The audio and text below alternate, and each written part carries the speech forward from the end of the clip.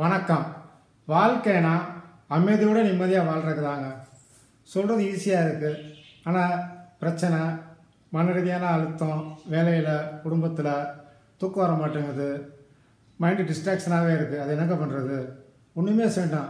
Daily ஒரு 10 நிமிஷம், காலையில் ஒரு 10 நிமிஷம், சாயங்காலம் ஒரு 10 நிமிஷம் ஒதுக்குனீங்கன்னா மனசு கண்டிப்பான முறையில் அமைதியான இருக்குது. ஆக்னா தியானம் உதவியாக இருக்குங்க. பூர்வ மத்தி இந்த இடம் ஆன்மீகத்தில் சொல்கிறது குரு சக்கரா, ஆக்னா சக்கரா. சயின்ஸில் அந்த இடத்துக்கு உள்பகுதியில் தான் பீனியல் பிட்யூட்டரி கிளாண்ட் இருக்குது. நம்ம எண்ணம் கொடுக்கக்கூடிய இடம் மூளையோடைய ஃப்ரண்டல் லோப். அப்போ நம்ம அந்த இடத்த ஃபோக்கஸ் பண்ணி மூச்சு பயிற்சி மெடிடேஷன் செய்யும்போது எண்ணம் ஒருமுகப்படும், ஒழுங்குபடுத்தப்படுங்க.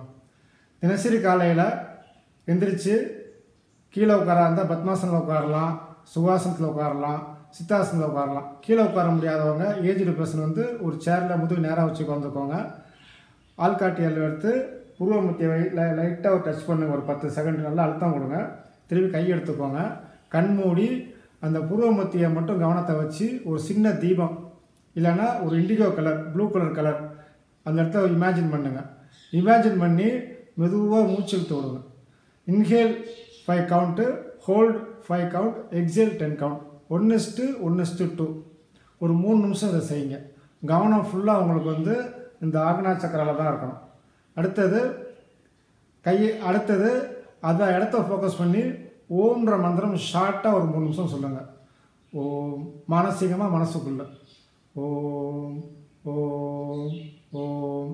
திருப்பி அடுத்த 3 நிமிஷம் அதே இடத்த ஃபோக்கஸ் பண்ணி அந்த வைப்ரேஷனை ஃபீல் பண்ணுங்கள்.